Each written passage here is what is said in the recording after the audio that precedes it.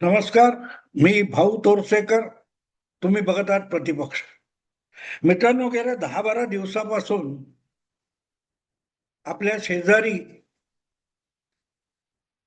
आखाती देशांमध्ये युद्धाचा भडका उडालेला आहे. इस्रायल आणि अमेरिकेने इराणवर जो हल्ला केला आणि नंतर त्याला उत्तर देताना इराणने शेजारच्या वेगवेगळ्या अरबी देशांमध्ये जिथे जिथे अमेरिकेचे लष्करी तळ आहेत त्याच्यावर हल्ला करताना त्या अरबी देशांवर सुद्धा, म्हणजे अरबी म्हणजे मुस्लिम देशांवर सुद्धा मिसाईलने, क्षेपणास्त्राने जे हल्ले चढवलेले आहेत त्यामध्ये या अरबी देशांचंही प्रचंड नुकसान झालेलं आहे. अगदी पार जॉर्डन पर्यंत आणि पलीकडे तुर्कस्तान पर्यंत इराणची क्षेपणास्त्र जाऊन आदळलेली आहेत. दरम्यान इराणचे सर्व मानले जाणारे पण निवडून न आलेले धर्ममार्तंड, धर्मगुरू अली खामेनी यांचंही निधन झालेलं आहे. आणि या पार्श्वभूमीवर आपल्याकडचे मुंबईतले एकापेक्षा एक महान नेते हे मुंबई कधी तुटणार म्हणून रडत होते 2-3-4 महिन्यापूर्वी. त्यांना मुंबई महाराष्ट्रापासून तोडली जाईल ही भीती कुठल्या कुठे पळालेली आहे आणि त्यांना चिंता पडलेली आहे की इराण इस्रायल युद्धाचं काय होणार आहे, खामेनी का मारला गेला. आणि अर्थातच आपोआपच मराठी माध्यमांमध्ये सुद्धा इराण आणि इस्रायल युद्ध किंवा अमेरिकेने इराणवर चढवलेला हल्ला हा एक चर्चेचा विषय झालाय किंवा चर्चेला उधाण वगैरे आलेलं आहे. पण यातून निष्पन्न काय होणार आहे? अमेरिकेचे अध्यक्ष ट्रम्प यांनी 4 दिवसामध्ये युद्ध संपणार, आटोपणार म्हणून आठवड्यापेक्षा अधिक काळ उलटून गेलाय. भले इराणचं प्रचंड नुकसान झालं असेल पण इराण पराभूत झालाय असं म्हणता येत नाहीये. आणि दुसरीकडे ट्रम्प तर म्हणतात आता वाटाघाटी आणि बोलणी करण्याची वेळ निघून गेलेली आहे. पण ट्रम्प यांच्या हल्ल्यामुळे वाटाघाटी करण्याची वेळ निघून गेली आहे आणि युद्धाचा भडका उडाल्यामुळे वाटाघाटीची वेळ टळली असं म्हणायचं का? मला तसं वाटत नाही. याचं कारण असं की अगदी अमेरिकेला आणि इराणला सुद्धा वाटाघाटी करायच्या असतील तर वाटाघाटी कोणी कोणाशी करायच्या? इराणमध्ये आज नेमका राष्ट्रीय नेता कोण आहे, केंद्रीय नेता कोण आहे आणि त्याच्याशी कुठचा देश बोलणी करणार हा पण प्रश्न आहे. म्हणजे या युद्धामध्ये इस्रायल आणि अमेरिका सोडले, किंबहुना अमेरिकाही सोडा, इस्रायल सोडला तर कुठल्याही देशाच्या प्रमुखाला नेमकं आता काय परिस्थिती आहे आणि यातून कुठच्या दिशेने वाटचाल चालू आहे त्याचा काही मात्र अंदाज नाहीये. आणि म्हणूनच या युद्धाचा शेवट कसा होईल याचाही अंदाज नाहीये. जसं अफगाणिस्तानमध्ये तुम्हाला आठवत असेल की अमेरिकेने त्या जोडे मनोरे पाडल्यानंतर आपली सेना पाठवली, ती देखील नॉर्दर्न अलायन्सला पुढे करून अफगाणांचाच एक गट हा तालिबानांच्या विरुद्ध उभा करून त्याला पुढे पुढे करून ढाल करून हळूहळू करत अमेरिकन सेनेने अफगाणिस्तानमध्ये पाय टेकले होते आणि पाय रोवले होते. पण शेवटी तब्बल 12-15 वर्ष तिथे लढल्यानंतर गाशा गुंडाळून अमेरिकेला तिथून काढता पाय घ्यावा लागला. तीच गोष्ट इराकमध्ये सुद्धा झाली. हा बौद्धिक गोंधळ असतो. बौद्धिक विद्वत्ता आणि युद्धशास्त्र यामध्ये जमीन आसमानाचा फरक आहे. तुमच्या विचारधारा वगैरे वगैरे या युद्धामध्ये चालत नसतात. मला वाटतं अरिस्टॉटल नावाचा जो ग्रीक काय रोमन विचारवंत आहे त्याचा एक फार सुंदर कोट मी कुठेतरी वाचलेला होता. युद्ध जिंकणं सोपं असतं पण युद्ध संपल्यावर शांतता प्रस्थापित करणं फार अवघड असतं. याचा अर्थ काय? युद्धामध्ये सैन्याकडून सैन्याचा पराभव होतो पण त्या सैन्याच्या पलीकडे दोन्ही बाजूला लाखोच्या संख्येने सामान्य नागरिक आणि जनता असते. त्या जनतेला आयुष्यामध्ये स्थैर्य आवश्यक असतं. आपलं कुटुंब, आपला परिवार, आपली मुलं बाळ, आपला कामधंदे, आपली रोजी रोटी याची चिंता असणारे लाखो लोक असतात आणि त्यातला 1% पण सैनिक नसतो. त्यामुळे सैनिकांची हारजीत यातून देश बदलले जात असतील, सत्ताधारी बदलले जात असतील, पण म्हणून ते देश पुनर्स्थापित व्हायला, तिथलं नागरी जीवन सुरळीत व्हायला भरपूर वेळ लागतो, भरपूर कष्ट उसावे लागतात. आणि म्हणूनच इराण युद्धामध्ये काय होणार हे एका बाजूला, आणि दुसरीकडे 4 दिवसात आमचं पेट्रोल महाग होईल का याची पण चिंता आहे.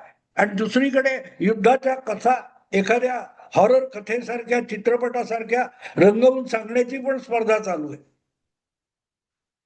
पण हे कुठच्या दिशेने जाणार आहे, त्याचा बोलबिटा धनी कोण आहे, पडद्या मागे राहून कोण कोण काय काय गेम खेळतोय याची सुतराम कल्पना नाही.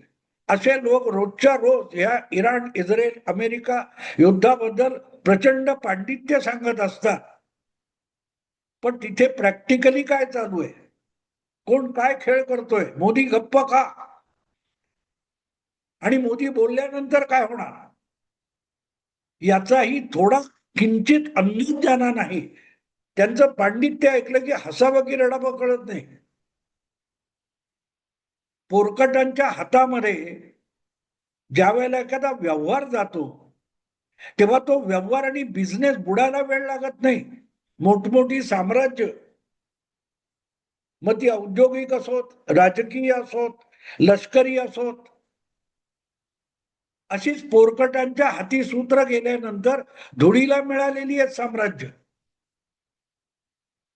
मग ते मोगल साम्राज्य असो किंवा आणखीन कोणाचं असो, ग्रीकांचा असो, रोमनांचा असो वगैरे, ब्रिटिशांचा वसाहतवाद असो, हे का धुळीला मिळाले? ज्या वेळेला परिणामांचा विचार न करता आपलं पांडित्य सांगणाऱ्या लोकांचा वर्चस्व सुरू होतो,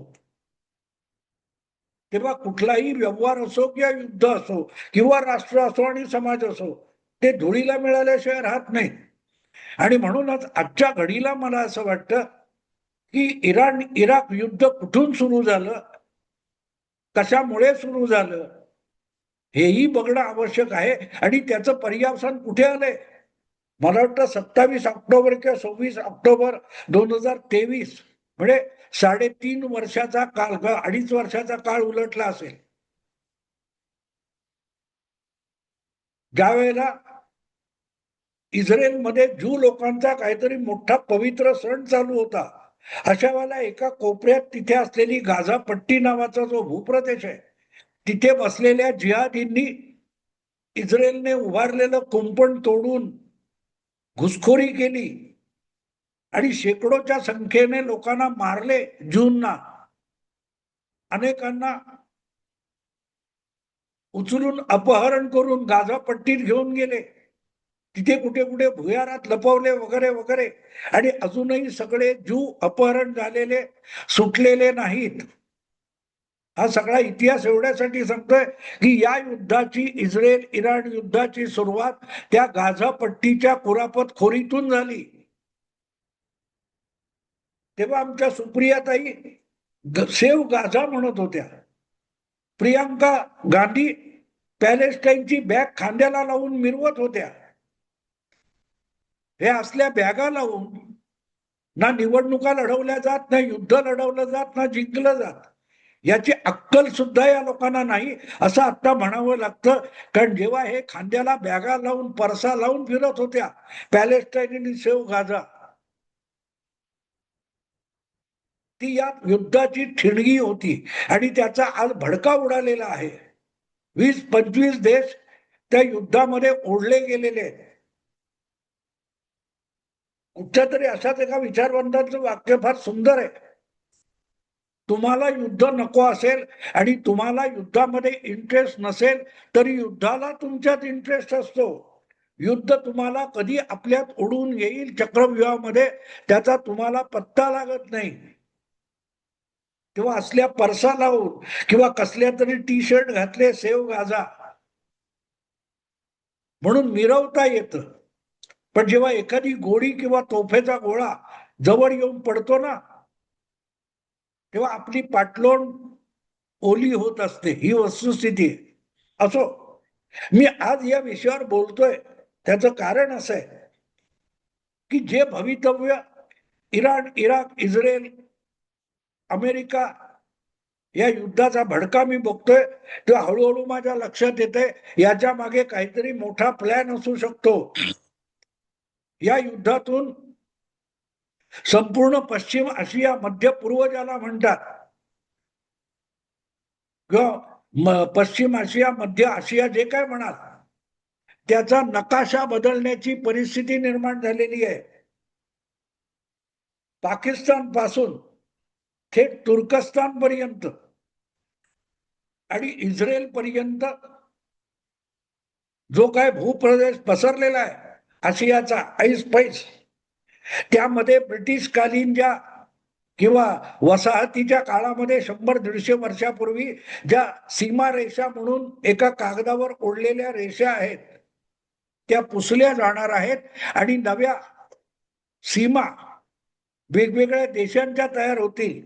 त्यामध्ये कदाचित काही देश गडप सुद्धा होतील आणि काही नवे देश जन्माला येतील.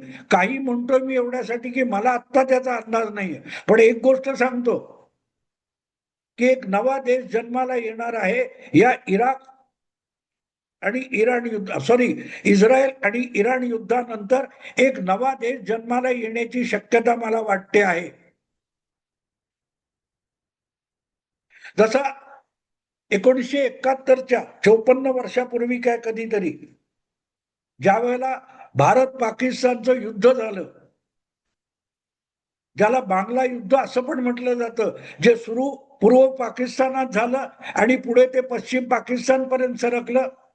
भारताच्या पूर्व आणि पश्चिम सीमेवर झालेल्या या घनघोर युद्धामध्ये 93,000 पाकिस्तानच्या सैनिकांना युद्ध कैदी म्हणून ताब्यात घेतलं गेलं होतं. आणि त्या युद्धातून एक नव्या देशाचा जन्म झाला, ज्याला जग आज बांगलादेश म्हणून ओळखतं. एका युद्धातून एका देशाचा जन्म झाला. तसंच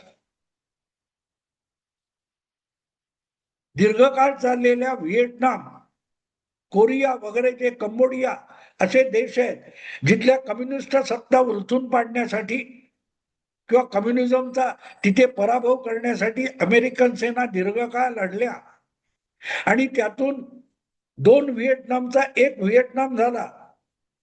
आज ज्याला होची मिन्ह नगर असं नाव आहे, होची मिन्ह सिटी, ती एकेकाळी दक्षिण व्हिएतनामची राजधानी होती.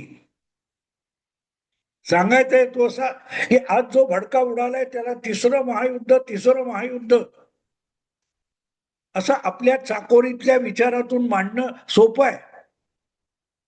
पण यामध्ये ज्या ब्रिटिशकालीन किंवा वसाहतीच्या काळामध्ये ज्या सीमारेषा आखून ठराविक देश बनवले गेले, जे देश नव्हते, अरब हे अरब असतात, पण त्या अरबांमध्ये, सगळ्या अरबस्थानामध्ये वेड्या वाकड्या रेषा फ्रान्स आणि ब्रिटनने आखल्या आणि याला जॉर्डन म्हणायचं, त्याला इराक म्हणायचं, याला कुवेत म्हणा, याला सौदी अरेबिया म्हणा,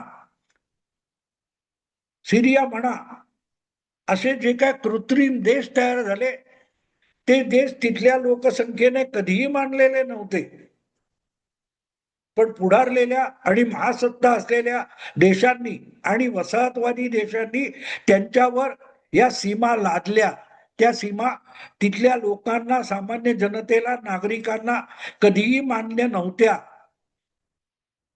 आणि त्यामध्ये एक नैसर्गिकरित्या एका विशिष्ट संस्कृतीचा देश संपुष्टात आला. त्याचं नाव कुर्डस. तो कुर्डिस्तान नावाचा देश जो कल्पनेमध्ये होता, जमिनीवर ज्याच्या सीमारेषा नव्हत्या, असा देश तुर्कस्तान पासून इराण पर्यंत सिरियापासून अगदी आणखीन कुठच्या देशापर्यंत वाटला गेला. आणि त्यानंतरच्या गेल्या 60-70 वर्षामध्ये या कुर्डी वंशाच्या लोकांना अक्षरशः हाल हाल करून मारण्याचा आणि संपवण्याचा प्रयत्न झाला. पण आजही असं म्हणतात की साधारण 5 कोटीपेक्षा अधिक कुर्डिश लोक आहेत आणि ते वेगवेगळ्या देशात फैलावलेले आहेत. त्यांना स्वतःची मातृभूमी नाहीये. जशी ज्यूंना मातृभूमी नव्हती दीर्घकाळ, तसा कुर्डिश लोकांना आपला देश नाहीये. तुर्कस्तान मध्ये बराचसा भूभाग हा कुर्डिश लोकांचा आहे. सिरियाचा वरचा काही भाग हा कुर्डिश लोकांचा आहे. इराकचा काही भाग कुर्डिश लोकांचा आहे.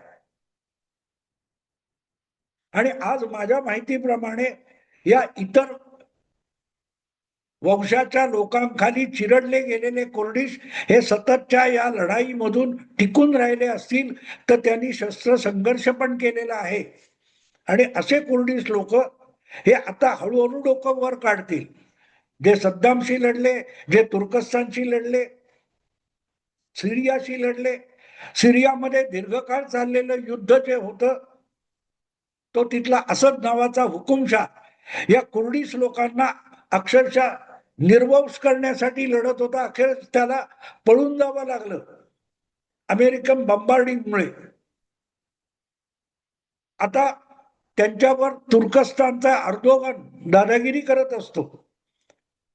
पण जे युद्धाचा भडका उडालेला आहे आणि तो पसरत चाललेला आहे त्यातून या लोकांना, कुर्डिश लोकांना आपला मातृभूमी म्हणून नवा देश तयार करण्याची अतिशय उत्तम संधी मिळालेली आहे. शिया सुन्नी असा जो संघर्ष पेटलेला आहे आणि इस्लाम देशांनी सगळीकडून व्यापलेला जो प्रदेश आहे ते सगळे इस्लामी देश जितके दुबळे होतील तितकं कुर्डिश लोकांना आपली मातृभूमी प्रस्थापित करायला संधी मिळू शकेल.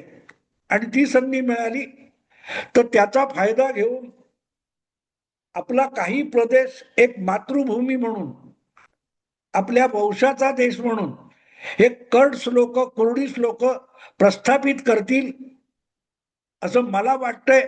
हे किती जमिनीवर येईल मला माहित नाही, पण माझ्या डोक्यात ज्या कल्पना आहेत त्या कल्पनेमध्ये मला असं दिसतंय इस्रायल, इराण, अमेरिका या युद्धातून जे काय निष्पन्न व्हायचं ते हो, पण कुर्डिश लोकांनी समर्थ नेतृत्व उभं करून त्यांच्याकडे जितकी शक्ती आहे ती पणाला लावली तर जगाला मान्य करावा लागेल असं कुर्डिस्तान नावाचा देश या युद्धातून जन्माला येईल असं मला आत्ता वाटतं. याविषयी जितकं अधिक मी माहिती मिळवीन आणि विचार करीन तेव्हा त्यावर अधिक तपशिलात मांडेन. पण आज एकच माझा निष्कर्ष आहे की या युद्धातून इतर काय व्हायचं ते होईल, पण कुर्डिस्तान नावाचा देश जन्माला येताना मला दिसतो आहे. मित्रांनो, आता थांबतो. आवडलं तर लाईक करा, शेअर करा आणि प्रतिपक्षाला सबस्क्राईब करा. नमस्कार.